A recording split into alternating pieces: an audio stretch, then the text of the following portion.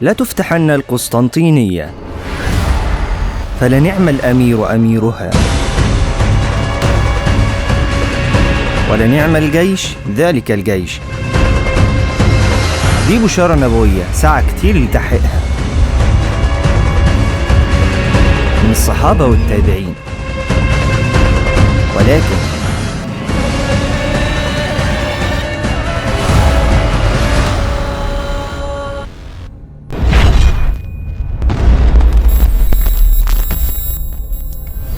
مدينة استحالت على المسلمين فتحها بسبب تحصيناتها القوية. استنى المسلمين 8 قرون ونص عشان يحققوا البشارة ويفتحوا القسطنطينية. ده بسبب موقعها المتميز اللي خلاها أحسن مدينة مهمة عرفها التاريخ. نابليون قال عليها لو كان العالم كله دولة واحدة لكانت القسطنطينية عاصمتها. اضطر المسلمين بسببها إنهم يفتحوا كل مدن الدولة البيزنطية عشان يقدروا يفتحوها. عاوزك تتخيل مدينة اتحصرت 11 مرة، أولها سنة 44 هجرية من وقت الخليفة الأموي معاوية بن أبي سفيان لحد ما وصلت لمحمد الفاتح. كل المحاولات دي ما نجحتش، فتخيل إيه ممكن يكون شكل تحصينات المدينة. مدينة القسطنطينية كانت عبارة عن شبه جزيرة محاطة بالمية من 3 جهات، بحر مرمرة ووادي البوسفور والقرن الذهبي، ومحاطة بالأسوار العالية من جميع الجهات حتى اللي بتطل على المية. وفي الجانب الغربي وهو الجانب البري الوحيد للمدينة، وكان طول السور بيوصل ل7.5 كيلومتر متصل. وما كانش مجرد سور كبير، ده كان عبارة عن سور ثلاثي مكون من 3 أسوار مرتفعة بيفصل كل سور والتاني مسافة كذا متر. ومش بس كده، ده كان قدام السور الضخم خندق عرضه 20 متر وعمقه 10 متر مليان بالمية. وكانت وسيلة الدخول الوحيد للمدينة هي جسور عند كل بوابة، واللي كانت بتتنسف بمجرد وجود أي خطر أو حصار على المدينة. أما طريقة الدخول من البحر، الجانب الجنوبي والجانب الغربي المطل على بحر مرمرة ووادي البوسفور كان محاط بسور ضخم هو كمان بمسافة 8.4 كيلومتر. والجانب الشرقي دي كانت مقفولة بسلسلة ضخمة كانت بتمنع السفن من الدخول للقرن الذهبي من الأساس. اللي كان بيحصل إن السفن البيزنطية كانت بتدخل القرن الذهبي تحتمي فيه ويشدوا بعدها السلسلة وراهم، فكان مستحيل محاصرة المدينة من الجانب ده. واللي كان هو كمان عبارة عن أسوار عالية بس أقل تحصين من باقي أسوار المدينة. المدينة كانت متأمنة حتى على مصادر المية بأغرب طريقة ممكن يتخيلها أي عقل بشري، وهو عن طريق نهر ليكوس، نهر كامل مستخبي تحت الأرض. البيزنطيين عملوا سقف للنهر من أول المنبع لحد المصب مرورا بالخندق والأسوار. ده خلاهم يستفيدوا منه بشكل كبير، وفي نفس الوقت محدش يعرف مكانه ولا حتى الإمبراطور نفسه.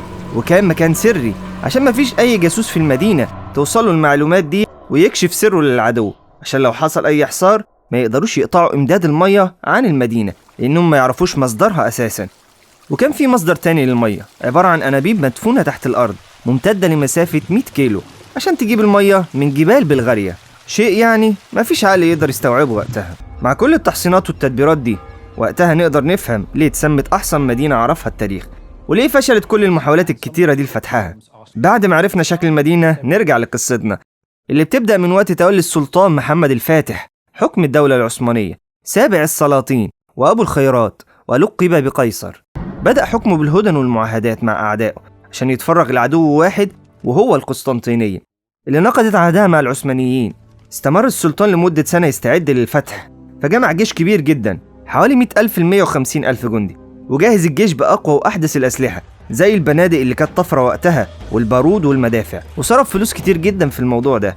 وما اكتفاش بكده بس، ده كمان جاب مهندس مجري اسمه أوربان ودفع ليه ضعف الفلوس اللي طلبها عشان يصنع مدفع ضخم، وفعلا نجح في عملية التصنيع.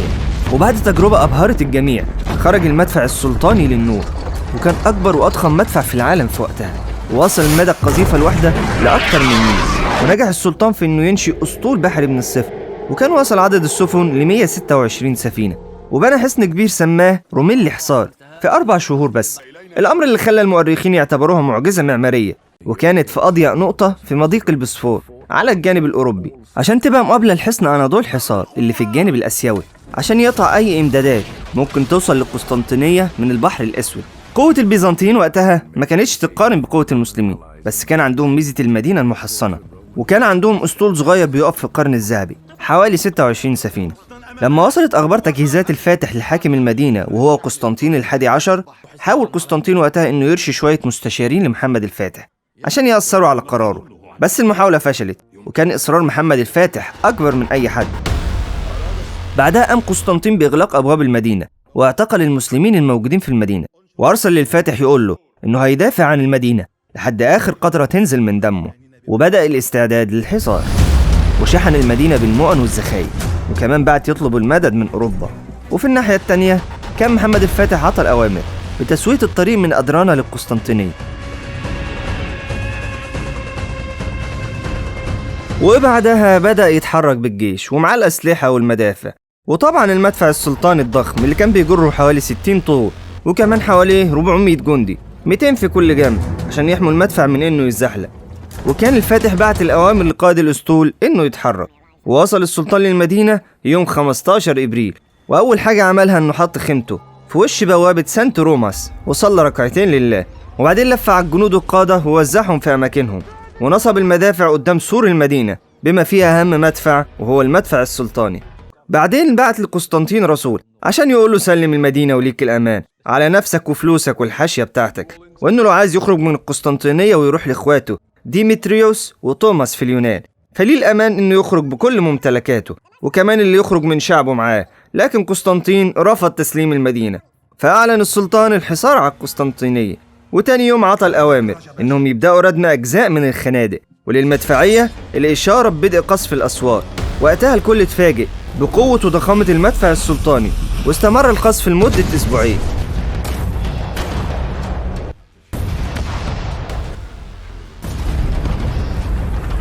لكن عشان سماكة وحجم الأسوار ما نجحش القصف في الاختراق ده، بجانب إن البيزنطيين كانوا بيصلحوا أي فتحات في الأسوار وبيردموها بالليل في الوقت اللي كان العثمانيين بيريحوا المدافع عشان ما تتدمرش من سخونة الضرب.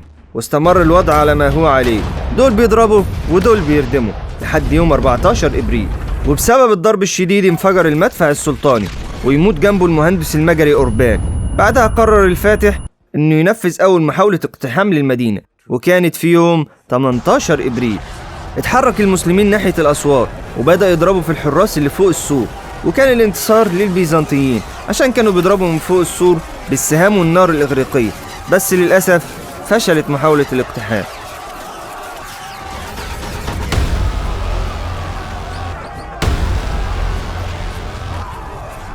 وسقط فيها 200 شهيد. بعدها وصل عدد من السفراء للسلطان وأخبروا إن المجر نقضت عهدها مع الدولة العثمانية، وإن جيوش أوروبا بتستعد عشان يستولوا على الممتلكات العثمانية وهو مشغول في الحصار. ودي كانت محاولة منهم عشان يرجعوه عن استمراره في حصار المدينة.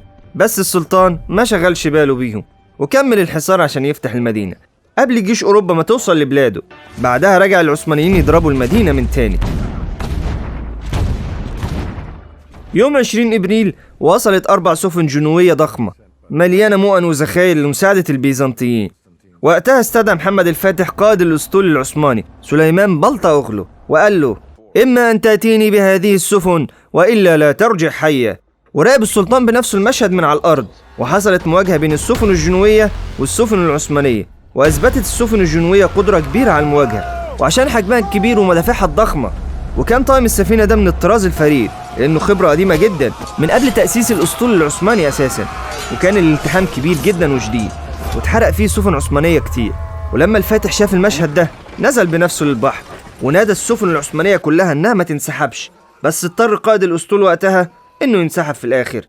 ونجحت السفن الجنوية إنها تعدي وتخش القرن الذهبي، وقفلوا القرن بالسلسلة وراها. بعد المعركة البحرية دي عدد الجنود اللي وقعوا كان كبير جدا ووصل ل 12,000 شهيد.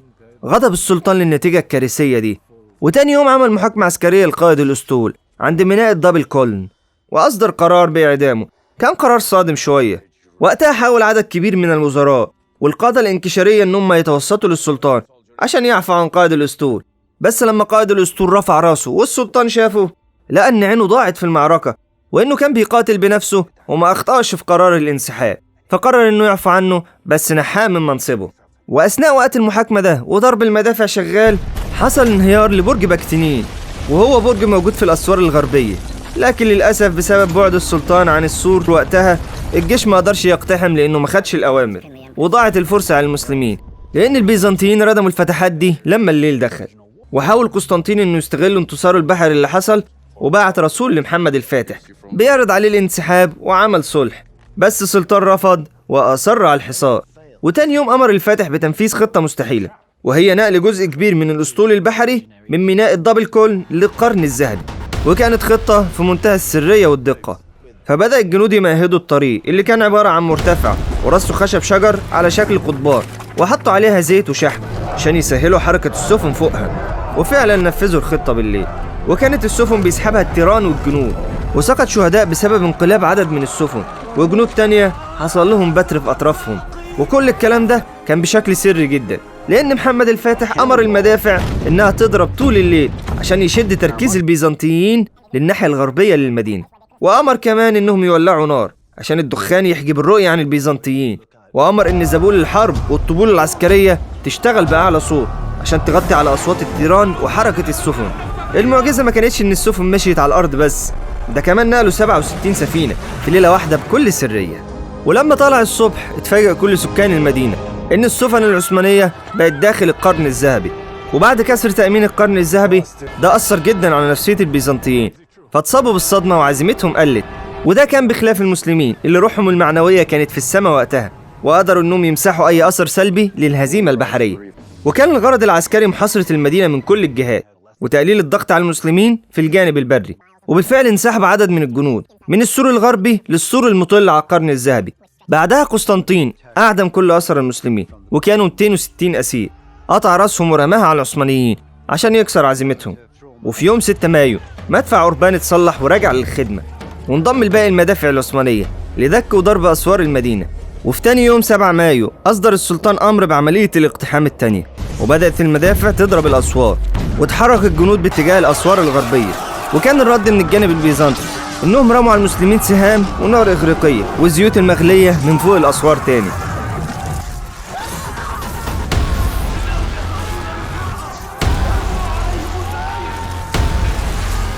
وللأسف النتيجة بنهاية اليوم كانت 7000 شهيد، وفشلت تاني عملية اقتحام. بعدها السلطان قرر إنه ما يعملش اقتحام تاني إلا لما يدي فترة راحة للجنود. وفي يوم 12 مايو أصدر الأوامر بالاقتحام الثالث، واللي كانت نتائجها ما تقلش خسائر عن الاقتحام الثاني، بالعكس كان عدد الشهداء فيها أكبر ووصل ل7000 شهيد. وبالرغم من الخسائر الشديدة اللي حصلت للمسلمين في يومين بس، لكن الجندي المسلم أظهر شجاعة وثبات غريب. فتخيل كده جنود متأكدين إن أي محاولة اقتحام للسور هيتم صب النار عليهم بكل أشكالها، وميتين أو مصابين بعاهات مفيش شك، ومع ذلك مكملين على أمل إنهم يعملوا ثغرة وينجحوا يقتحموا ويخترقوا السور العظيم ده. وبسبب إيمانهم بالله وتوكلهم عليه ربنا ثبتهم وربط على قلوبهم. فمعنى إن الجيش يثبت بعد كل محاولة اقتحام تفشل ويحاول تاني وتالت، فمفيش أي شك إن ربنا اللي مثبته، وإنهم ما كانوش شاغلين نفسهم بالدنيا وبايعين روحهم لله وبيتمنوا الشهادة حتى لو محروقين. إن تنصروا الله ينصركم ويثبت أقدامكم. بعد الخسائر اللي حصلت للمسلمين بدأ السلطان يدور على حلول مبتكرة غير الهجوم التقليدي، والمرحلة دي ما بين 13 ل 22 مايو. وكانت أول الخطط اللي اتنفذت بناء جسر عايم في القرن الذهبي من جنب غلطة للجهة المواجهة. كان غرض الجسر إنهم يعدوا مدافع أكبر شوية وجنود من جانب غلطة القسطنطينية نفسها عشان يزودوا الضغط على الجانب ده ويحلوا صعوبة قصف الأسوار من على السفن الحربية اللي كانت بتشيل مدافع أصغر شوية. الخطة التانية إنهم عملوا 3 محاولات اختراق بالسفن للسلسلة، وفكروا في ده بعد ما حماية السلسلة قلت شوية من جانب البيزنطيين، وحاولوا برضو يبنوا أبراج خشب عالية. البرج طوله وصل ل4 أدوار، واللي خلى المسلمين يكونوا في نفس مستوى الجنود البيزنطيين، لكن للأسف تم حرقها بالكامل. الفاتح ما قدرش يخترق السور بالمدافع والأبراج، فلجأ لحفر خنادق تحت الأرض، واللي كان بيتم الحفر ليه من مسافة بعيدة جدا وعلى عمق كبير عشان ما يتصدمش بالخندق المائي، وعشان الجنود البيزنطيين ما يعرفوش مكان الأنفاق اللي بيحفرها المسلمين. ونجح المسلمين في حفر 14 نفق، بس للأسف البيزنطيين اكتشفوا مكانها بطريقة غريبة شوية من خلال مهندس ألماني كانوا استعانوا بيه، ساعدهم في معرفة مكان الأنفاق بدقة، وكانوا بيحفروا أنفاق مضادة عشان يقابلوا النفق المحفوق ويحاربوا الجنود اللي فيه تحت الأرض، أو يهدوها أو يرموا فيها نار إغريقية ويحرقوها باللي فيها. ففشلت خطة الأنفاق وتهدد كلها. ومع كل ده المسلمين مكملين ومفيش أي شعور بالهزيمة أو الفشل أو إحباط. ده خلى الجميع يشهد لصمود المسلمين على كسر التحصينات. وفي يوم 23 مايو بعت السلطان سفارة دبلوماسية عن طريق إسماعيل ابن إسفنديار أمير إسفنديار لقسطنطين، واختاره عشان كان صديق لقسطنطين، وكانت الرسالة إن ينجو بنفسه ويخضع لشروط الصلح قبل سقوط المدينة. وحصل تردد واختلاف بين البيزنطيين جوه المدينة هل يقبلوا ولا يرفضوا، بس قسطنطين رد السفراء ورفض تسليم المدينة. وبعد الرفض ده حصل اختلاف في رأي قيادات جيش المسلمين، نكمل الحصار ولا لأ، لأن الموضوع طول جدا وسقط شهداء كتير فوق 30,000 شهيد في أهم المعارك والاقتحامات، بخلاف شهداء الأيام العادية اللي كان عدد كبير برضه. بس في يوم 24 و25 مايو حصلت أحداث وظواهر غريبة في المدينة رجعت العزيمة للجنود والقادة من جديد، وكانت آيات من ربنا لتثبيت المسلمين. الظواهر دي متسجلة في تاريخ الغرب على إنها صدف ملهاش معنى، بس في تاريخ المسلمين هي تثبيت من ربنا وجنود بتقاتل مع المؤمنين. إذ يوحي ربك إلى الملائكة أني معكم فثبتوا الذين آمنوا سألقي في قلوب الذين كفروا الرعب. أول ظاهرة كانت يوم 24 وكان القمر بدر وحصل خسوف، وده عمل رعب للبيزنطيين بسبب نبوة قديمة ومتسجلة في كتب التاريخ تنسب لمؤسس المدينة من 1000 سنة.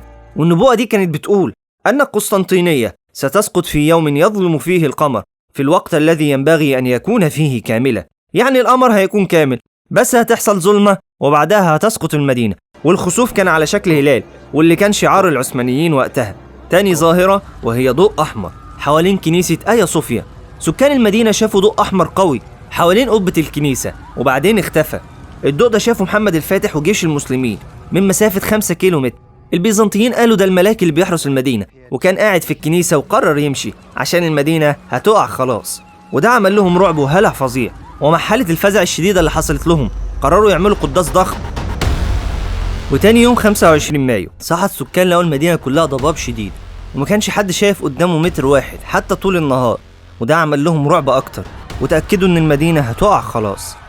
المسلمين لما شافوا كل العلامات دي وتثبيت ربنا ليهم والرعب اللي حصل للكفار فرحوا واستبشروا بوعد الرسول وتأكدوا إن النصر ربنا قرب. وقتها بدأ محمد الفاتح ينظم الجيش تاني عشان ينفذ آخر محاولة اقتحام، فاستمر في القصف وردم الخنادق، فقرب المدافع شوية للسور فبقت أقوى وتأثيرها أشد، وعطى راحة إجبارية للفرق اللي هتقتحم.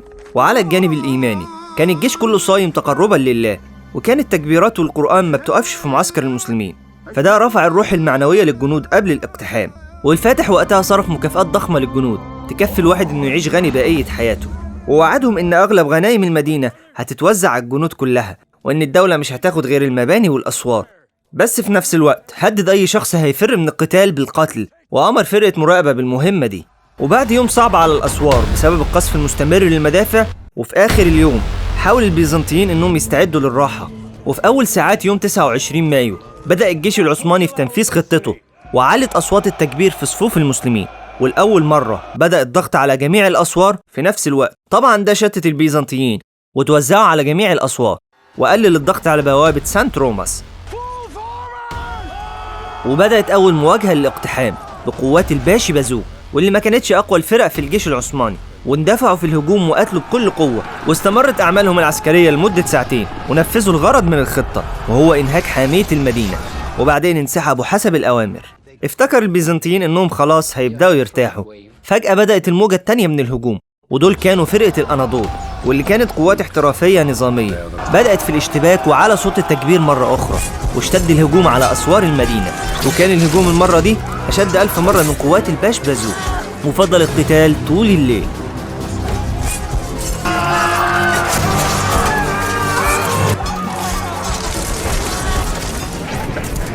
وبعد ساعتين انسحبوا حسب الخطة، ودخل وقت الفجر وخلص المسلمين الصلاة، ودخلت الفرقة الثالثة وهي الانكشارية، وهي أقوى قوات في الجيش العثماني ومعاهم محمد الفاتح.